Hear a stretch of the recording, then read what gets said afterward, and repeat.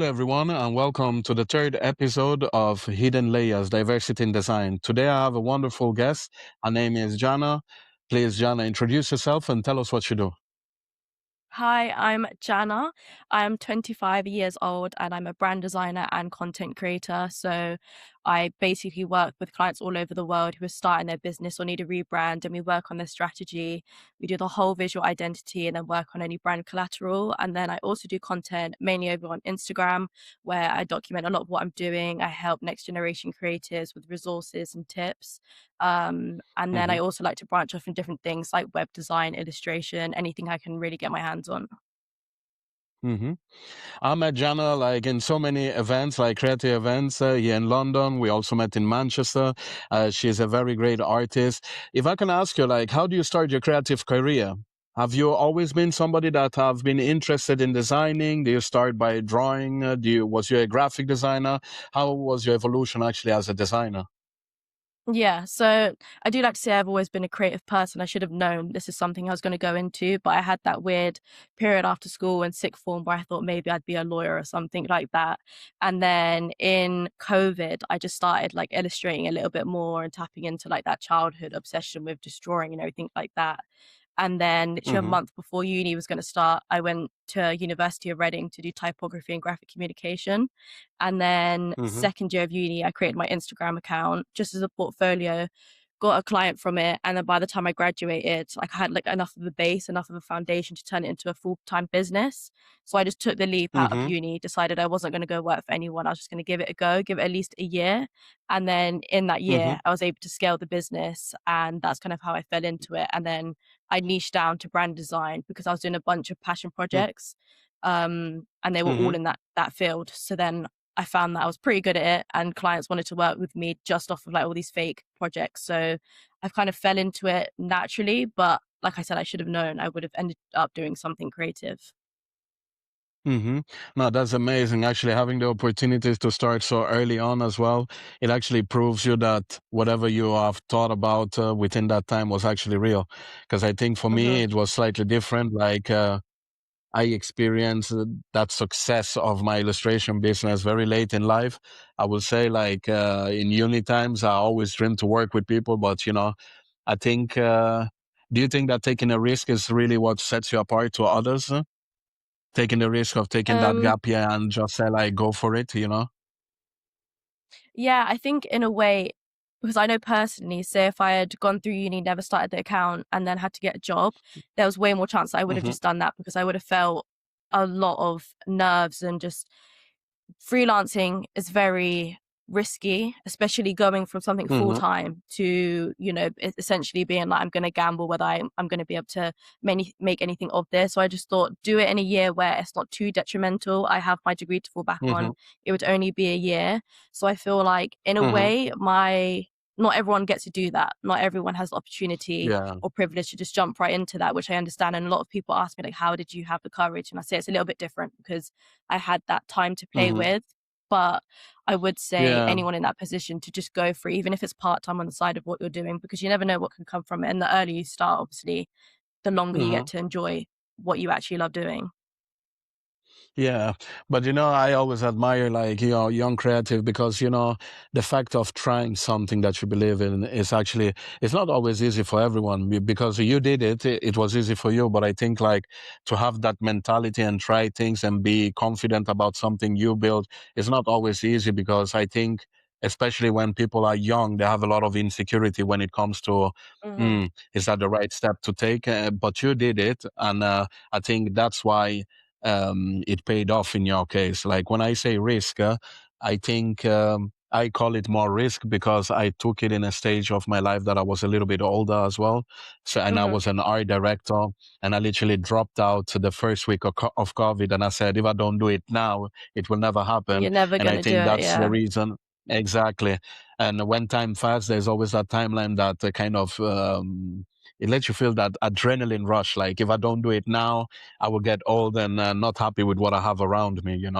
Hmm. Yeah. Anyway, Jana, let's talk about this. Obviously, this podcast is about talking about diversity within design, and one thing I immediately had in common with you. We've been together on LA on a creative event, and it's funny because I met you in a room. Was a massive event. Was my first time there. Your first time there, and it's funny that we was surrounded by so many people, but we talked a lot about being different and how actually people see us and. How to walk the room when the room is not like a room where there's a lot of people looking like Hmm. us.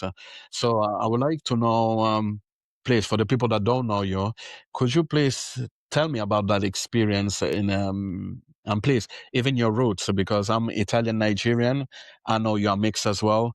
Could you go a little bit through your roots? How was art seen within your culture, and Hmm. how was it being different within the design industry for you?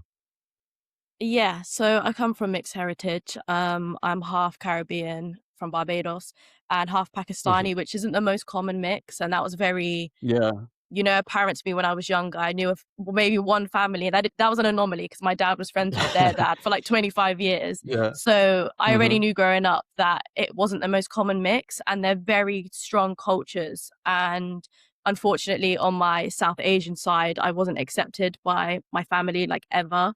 My granddad, Mhm. on both sides, my grandparents are first generation immigrants into the country. My Caribbean parents were part of Windrush, and yeah, my South Asian side, Mhm. my granddad didn't approve of my mum being with a black man, and she was disowned at 17 Mhm. years old. So it was without saying, when me and my older brother were born, there was never going to be that acceptance or connection. And Mhm. I think the level of, I would say it is racism. There's discrimination and cultural like clashes, but there's also racism. And it was purely the fact my Mhm. dad was a black man, nothing about his character. So already from a young age, internally in my own circle, the place where I should have felt most accepted, I wasn't, Mhm. which in a way I'm grateful for it because, I never really craved that side of my family because I couldn't lose something that I never had. But it trained me Mhm. already to know, you're going to have struggles just because of what you Struggles look in like. life, So then when I grew definitely. up, I knew I was already, prepared for any like systematic or educational, you know, oppression that I would face. So I think that's Mhm. given me really thick skin already. And I've dealt with that obviously since I was born. And then I think going into the Mhm. creative scene, it was a whole other ball game. And I think with that is because of the networking. You grow up with your friends, they know you, they accept you. But when you're going into a new scene, and it's not through work, it's not office culture, it's these Yeah. big networking events. And I think especially in the last year, I have felt when people see me, they see my color first, and the Mhm. interactions on the level that I know I'm capable of having with people. And I think you could see it Mhm. at the LA event that I just felt very uncomfortable, and I kept just getting the most short conversations from people, and I wasn't sure why. And naturally, I feel like when you're a person of color, you think, is it because of how I look? Even if it's subconscious. I'm Mhm. not saying these people are doing it on Yeah. purpose. I think it was a subconscious thing.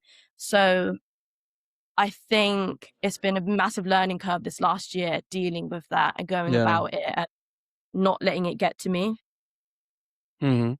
I think sometimes, like, I agree with you. Like, sometimes it's very difficult to be in a room of people not looking like you.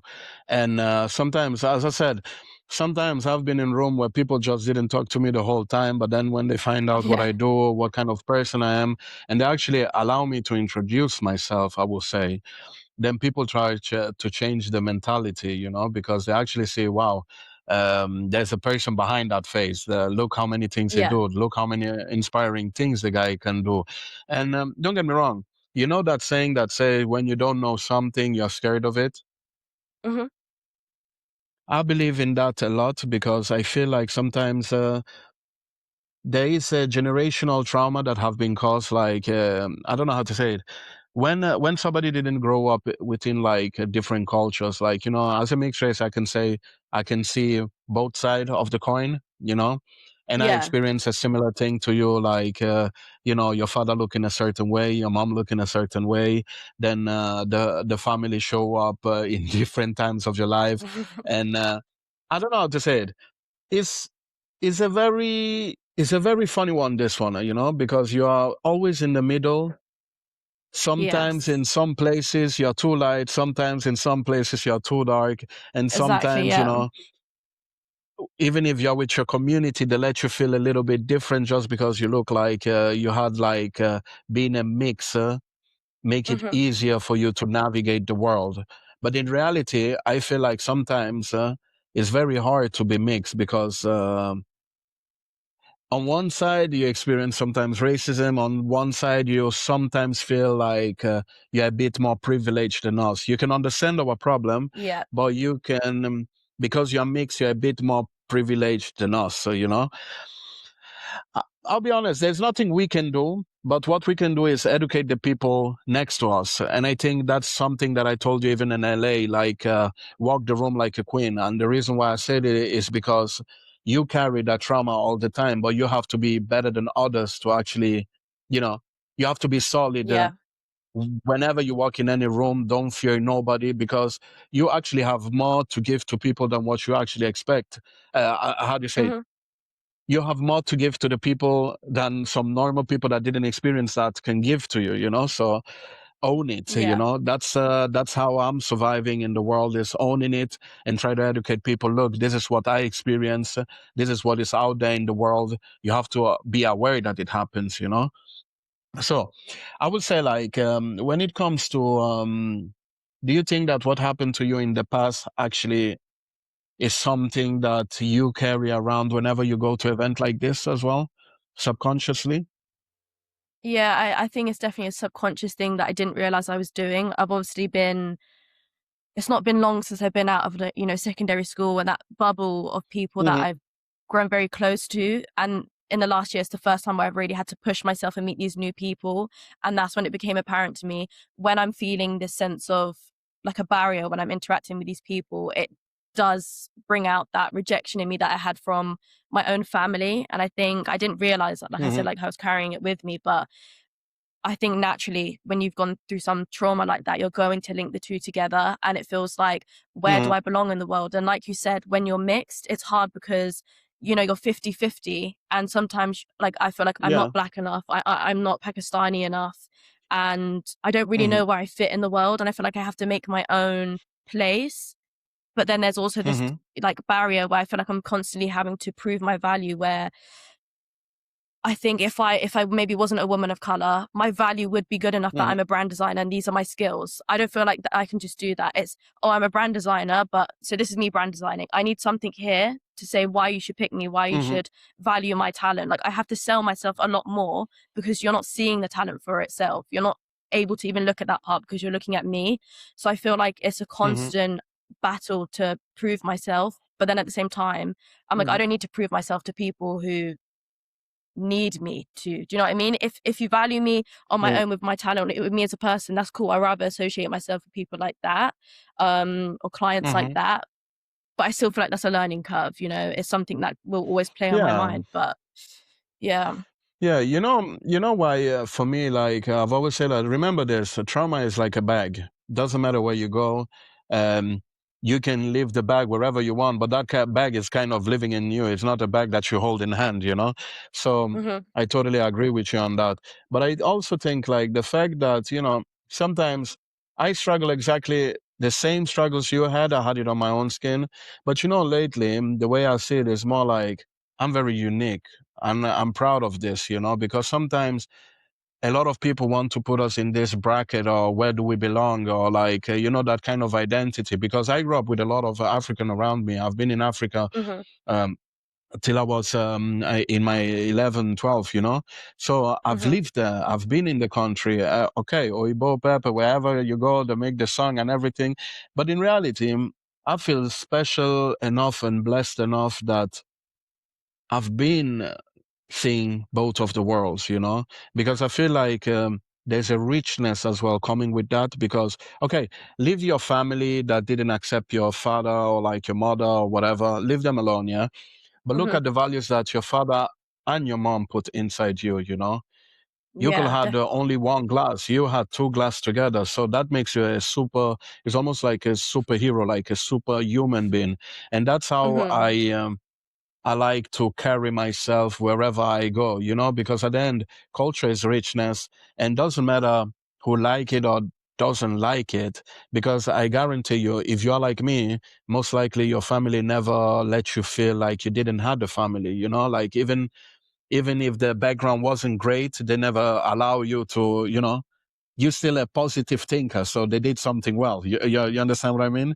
So Yeah. that's what I would like to say. Like, I think in the creative industry, sometimes we always seem different. Like when you're somebody of color, I think one of the big thing is they don't look like me, or like I don't have a lot of friends like them. I don't have a lot of people from that culture. So realistically speaking, is what you don't know, you don't really know how to approach it sometimes. And I think that's an interesting topic, is how can we do something that make us more approachable sometimes. That's what your mind says, but you know Yeah. that's why we're doing this. It's almost like make people aware that this exists, but it shouldn't also be only us thinking about how to fit there. Yeah. It should also Yeah. be Yeah. like some extra work to be done, to be like, okay, let's make this space not uncomfortable, but it shouldn't always be us. Exactly. We can do our best, but the only thing I will say from our side, don't feel shy and never feel afraid of nothing. Just deal with it. And from the other side, I would like to see more people, breaking this stereotype. Yeah, like I've noticed at some events, I can, talk to someone that looks like me. We can stand there for an hour, 2 hours. I've done that at events, and afterwards we've been like, we've managed to have such an in-depth conversation. Whereas with other people, the most we've got out of them is Hmm. like, oh, like, what's your name? What do you do? Oh, like, cool. And then I'll see them go talk to someone else, and they're talking for ages, and then I'm like, why? Why were we not able to get to that point? Like, I'm able to have conversations like that. And then, yeah, like I said, when I talk to people who look like me, we can have conversations. They have nothing to do with race. We're just able to give each other that time Yeah. of day. And I think it would be Hmm. great if people push themselves out of their comfort zone. And the only thing you can gain from diversifying your circle or even networking is you're going to just feel a lot more cultural richness from that person, a lot more perspective, Hmm. be more open in the world. Like, you can only get something good out of it. And I think if people just push themselves a little bit more, the same way we have to, and the way we code switch and the way we mask and things like that, then that would literally solve the Hmm. issue if everyone's a bit more open. Hmm. But I think it's like one of the good thing that I see lately is like, obviously me and you, we met at events, Hash, a lot of people that I know as well. And slowly, we are kind of building a community of similar people. And Yeah. I don't know, we all have a specific style, we have specific interests, but I feel like the more I see, the more I'm going on, I see a little bit improvement, I will have to admit. It's still not what I'm dreaming of, but I think like we're sort of doing like little steps to make a difference. Don't you Yeah. feel like Yeah. I'm this, seeing since it you as have like a well. smaller community? I'm just saying, like, look at it from the perspective of you walking alone, and then when you start meeting people similar to you with similar story, that kind of lets you feel good, I guess. It's almost like you I have find it other people that relieving. can see you for who you are. Yes, Yeah. exactly. That's the right word. Yeah. Yeah, And it's a habit. When I walk into a room, I do naturally mhm, seek out to see if there's anyone that looks like me. Not even like, oh, because now I'm gonna go talk to them and only them. It's just, it's nice mhm, to not feel like the only person who looks like you, whether it's another girl doing the same thing as me. And as soon as I do see that mhm, person, even usually it's like one person. At the beginning, it was just one yeah, person that I'd find, and we would click straight away. mhm, And we'd both say to each other, like, "Oh, like when I saw you, I felt a lot better." So I do feel like I'm seeing a lot more diversity in it. The groups that are coming together, um, mhm, they're more diverse, and I feel like that just already. If I'm being invited to an event, and I know those are the type of people attending, and there's a mix of us of all walks of life, it feels more positive walking into the room. I'm not having to think beforehand, like, oh gosh, I don't know if anyone's going to connect with me. It's like, I will find someone in yeah. there. Mhm. I have a question for you. Like, obviously, like I mentioned this even on the first episode with Hash. Like, a lot of time when I talk with people from the industry or different companies, and we talk about the topic of having more black designer, brown designers within the business, there's always that question that comes in mind: is like, where can we find people like that? We don't know how to connect with people like that. We uh, we don't know where to focus on. Like, What do you think can be done to make things differently? Do you think that's true though? That we're so hard to find? I know what you're saying, that people say Uh, that, but I feel like I'm able to come across I like I didn't don't. know anyone in the I don't. community, and I've Yeah. I don't think so because me personally, like I know a lot of people of color within the design industry. They are not where they're supposed to be, if you ask me, Mhm, but they are easy to find. It's just like they are not always on social media, or like they cannot afford to be in certain places, or they cannot. mhm, There's a lot of different stories because when I see like people of color, minority, like second generation people that are living in the UK, they didn't really always come from a life where they can afford themselves to buy a program, work with Adobe mhm, programs. I know a lot of people that are super talented. They have used programs like Adobe program, but then they became expensive for them, and then they had to start yeah, finding different mediums to work on iPad, Procreate, a lot of different things, you know. But mhm, when you come to minorities, this is a story that I hear so many times: accessibility, or like being able to afford something. And let's be honest, like when you come from a generation where your parents have work, they had a house, they bought a house, you don't need to pay rent, you're still like, you're comfortable at home. It's easier to make a career like that and mhm, build something from it. But when you come from second generation household, maybe they work full time for a job that they wasn't even not paying enough. You had 2 3 kids, they didn't have enough money for the schools, for everything. I feel like the younger generation in that kind of situation, they might push to find a job that is not always in the art world, but they just want to do just trying to something to make their support break their in some, parents. yeah, Exactly. Because it takes time to become a creative. Some people are lucky. Like, you see, as I said to you, you feel you done your studies, you just had it by, you took I say the risk. You took a risk, it went well for you. But it's also true that when you look at me on my side, it took me a lifetime. And before it was, I don't believe in you. Have you seen that guy? He said he's a graphic designer. No, no, no, man, I don't want him. So I had a lot of unfortunate event. Sometimes it didn't went well. Sometimes they just ignore me. But through all this, yeah, I've worked so hard to come to a style. And now that I have a style, it kind of paid off all those years, you know?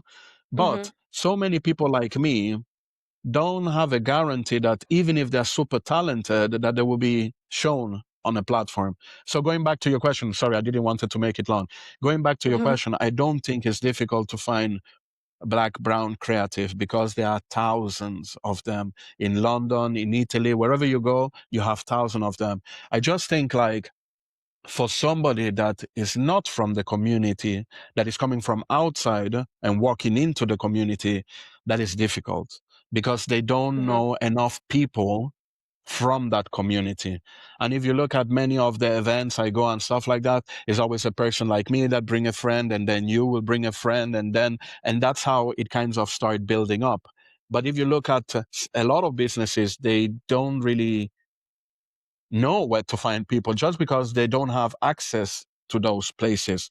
So what I would mhm, say is like, maybe we need more accessibility, or like have contacts with company that can actually either provide educational tools, like give the programs earlier, like in schools and stuff like that, so that when they come to a certain age, those people will already be pros at what they do. And that is where their attention, they can build whatever, having the programs behind them, having more yeah. accessibility will change definitely the game for me, I think, personally. Mhm. Well, I think going back to what you're saying, a lot of us have the shared story. Like I was in the same position where we couldn't afford certain tech. Like I was not going to be able to just get a MacBook and stuff. That was not the priority in my household. That we didn't come from that sort of privilege. But I think a lot of people need to remember, whilst that is a collective issue amongst everyone, the challenges we face as people of color, it's a systematic problem. It's the way the system is set up. It's not in our favor, and that's why on a wide majority, black, brown, we're all experiencing a similar thing because it's the way the system's set up. It's not in our favor to Hmm. be able to fund a lifestyle that allows us to do something creative. That's creativity in any sense. So I think that's Hmm. the root of the problem. And it's something that we are going to have to fix or fight for, rather than expecting it to be, you know, a systematic override or something like that. So I think if we can help push maybe programs, like you're saying, incentives, where maybe we're going to these companies and Exactly. saying, look, we have this idea, if you can help us fund it. Like I've said for a long time, I would love to be able to create some sort of fund where I can then give Hmm. MacBooks to children. And that's not just saying, oh, just to people of color, it's to anyone. It needs to be a lot more accessible. And like you said, there's so many Hmm. talented people of color out there. They can't draw on paper for the rest of their lives. Do you know what I mean? They can't just have a Yeah. pencil and paper. Yeah. And why should they have to as well? And then that's Yeah. why you're seeing the same faces reappear in the community. And when we go to these events, we're the minority again, because how can we break into the scene? And like I said, I didn't have that same risk factor. It was still risky, don't get me wrong, because at my Hmm. uni, we had like a showcase at the end. And, you know, all these employers came in and walked around the room, and they'd leave their business card on the table. They would come talk to you. I had not one person come up to me the whole time. Hmm. I went around everyone else's table that had all these business cards on their table. And this isn't me saying I'm the most amazing designer, but I knew my worth. I knew the time and energy I put into my work, and I knew what I'd put out was good. I never, you know, half-assed anything. And people, like Hmm. these employers, would be talking next to someone for 20 minutes. They look at me and say, oh, you're right. Wouldn't even look at my table. And I'm thinking, what is the problem here? I've gone through the same course as everyone Hmm. else. I've produced quality work. My tutors have told me that. So for me, it was like, I'd rather go off and do something myself and prove to myself that I don't want to work for someone else. If they've not worked for someone, why should I have to? So I feel like Hmm. constantly at every point where it's a battle, and it really does not need to be. And I feel like if we had that support, let's say from secondary school, the schools are funded better, where Hmm. we do have access to MacBooks. Maybe you don't need one at home, you have one at school. We have that opening Hmm. where naturally then we can, you know, then get into uni from it. People are like, oh, wait, if you Hmm. just go into uni, like you get funding for it. Okay, but how are we going to get into uni Hmm. when we didn't have that opportunity beforehand? So I feel like it's very much Hmm. a root problem that needs to be Yeah. fixed. And unfortunately, I think we do have to be Hmm. the ones to fight for it. But then also, like someone in my position, I don't even know how I'd go about that. I don't exactly have the funding to buy all of these laptops and give back to kids. Like I would need to pitch this to someone. And it's like already I've got that barrier of what I look like. So how am I going to get someone to listen to me? Hmm. So it feels like at any avenue, Hmm. it's a difficult one to navigate. But I'm definitely with you on there needs to be a change. And like I said, it has to come from us, I think, to get the ball rolling. I think that's why I started doing this podcast. I just think like, remember one thing. First of all, I think like at the end of the day, we can speak and everything, but we are one person, you know? So you can Yeah. help as much as you want, but you need the support in any way because, you know, obviously we have a good idea, we have a good heart, but when it comes to helping a society, we're talking about we need a lot of people to be on board, you know, because that's the only Mm-hmm. way, only united we can actually make the difference, you know? And I think that's the reason why I did this podcast is to hear everybody's voices. And at the end of the day, you know, the story is always the same story. We need to make something happen and we need to make something change, you know, because at the end of the day, um, the thing is, I always believe like, especially brown and black artists, they have a lot of versatile stories. Like if you talk to them, like a lot of time I go to this event, I hear panels and stuff like that. Yeah, everybody struggles. That's true.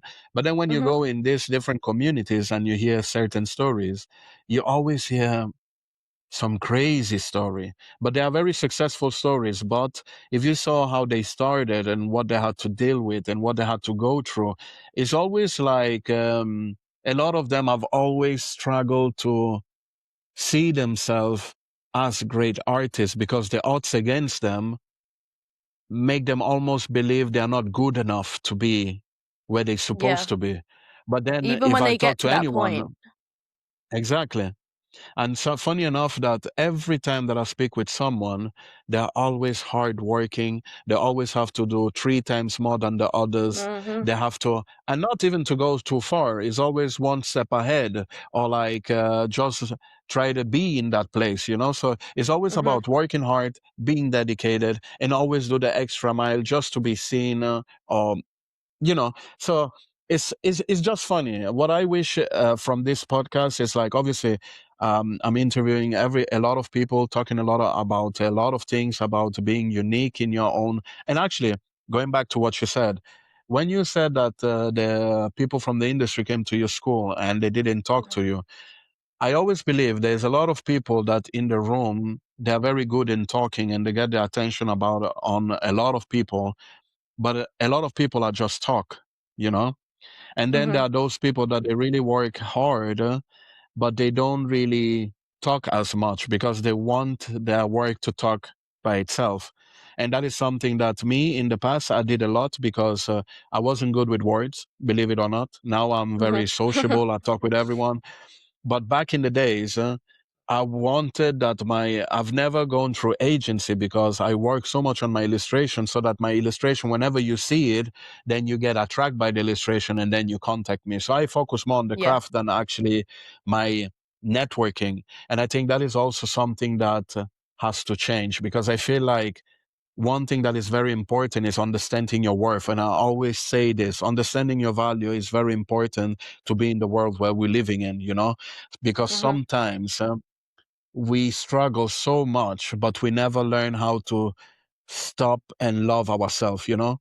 We get stuck in that struggling mentality, and sometimes we have to actually love ourselves, stand up ourselves, and how Tide said in the last episode, you have to big yourself up. You have to be proud of what you do. It's not showing off, Mm-hmm. but you have to own the qualities that you have sometimes and be proud of yourself because only you know how hard you work on it. So why don't you celebrate it? You know, I'm like, I'm the queen, I'm the king, just because you know how much work you do. Sometimes we Yeah. forget how hard we have it. But we make that consume us rather than celebrating how much more we did, you know, like, so if that could change as well, I think that can be something that can actually change a little bit as well for everyone, you know, like walk in the room confident without thinking you're not good enough, you know, because we all good enough because we all have something to bring to the table, you know. Yeah. I think with that though, it's like when you've been in a society that tells you you're not good enough, and like you said, we're constantly You trying to start work believing one it. step ahead, it's instilled into you, and it's like, it's kind of frustrating. It's like, why now do I have to untrain myself from thinking that way when I'm not even the one that put that onto myself? So I get what you're saying, but I feel Hmm. like there just needs to be a collective effort from everyone to help people feel that For way. sure. For sure. And yeah, it would help the next generation of designers if they didn't feel that way. But like I said, I feel Hmm. like it starts from the root. Like everything to me goes back to a root cause and how the system is set up. Hmm. And like for me, in the last year, I had like a really crazy year with my business. It turned into something I couldn't even believe. I had all these crazy opportunities. Hmm. And I don't think once I like congratulated myself or was fully proud of myself, because I think I was just trying to keep the momentum going. And when you're working Hmm. so hard and you don't have a break, you don't have time to celebrate those small wins. I don't Yeah. have time to just be like, oh, I did this and now like I'm going to pause and let's celebrate. It's like, I don't think I have the privilege to do that. But I'm trying to get better at celebrating those wins and being proud of them. Even on my Instagram, like something really cool will happen and I Hmm. feel a bit like, am I bragging? But then Hmm. at one event, this girl came up to me and she was like, oh, you digitals by Jannah. And I was like, yeah. And then she was like, oh my That's gosh, like I me. love you. I've been following you for ages. And then and at the end of the conversation, she was like, I really appreciate you paving the way for us brown girls. And Hmm. then she walked off and like Hmm. it actually left me stunned for a second because I was thinking, I look to other people for that sort of feeling and for someone to say it to me. Yeah. And like I never saw myself in that way. But I guess with what It, I'm doing and putting it's myself out because there, it's naturally going to happen. I I think we are the worst critic of ourselves as well because we Yeah, want to work 100%. hard. We want to be the best. We always want to be on top of everything. But remember one thing, that is the ideology, like always having to be better all the time. You know, sometimes it's good to take a rest. It's okay to look at yourself at the mirror and say, hey, you did well. You know, even me, I'm a workaholic. I've always done illustration daily. I always post. I always do this. I always do that. But can I be honest with you? Sometimes you have to stop and take like a proper break because it's good for your brain. And it's also like when you work like so much, it's funny because my first talk, I understand that I had something to put on the table, you know. It's because I Hmm. inspire so many people. Just as you said, the person stopped you and said like, oh, I follow you for so long. there is so many people that are looking at us, and we working so much that it's funny. Nobody will ever tell you till that person will just jump in your face, and it will let you reflect Hmm. about, wow, so I didn't do all this for no reason, you know? Yeah, So like it caught me off it's guard. yeah, but actually it shows you that, wow, so I'm not crazy. I'm not doing just things in a certain way. And it shows you validation because, uh, it's almost like, okay, so I'm not doing things wrong and I actually can shape the next generation to come. Because even me and you, if I see my generation at the time within the design field, for me, it was actually impossible to be who I am today. You know what I mean?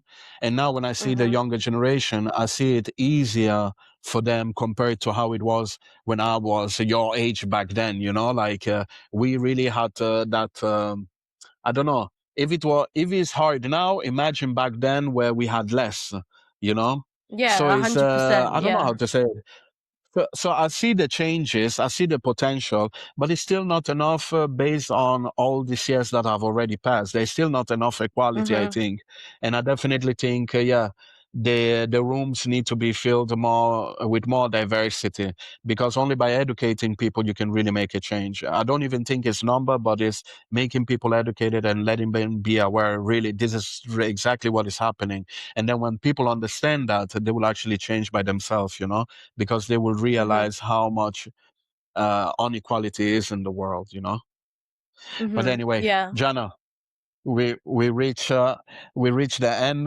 Was a pleasure having you. And please, for all Thank the you for having me. subscribers and the follower, don't worry, it's a pleasure. Please follow Jannah. I will put all our details on the Instagram post. Show some love and see you on the next one. Thank you.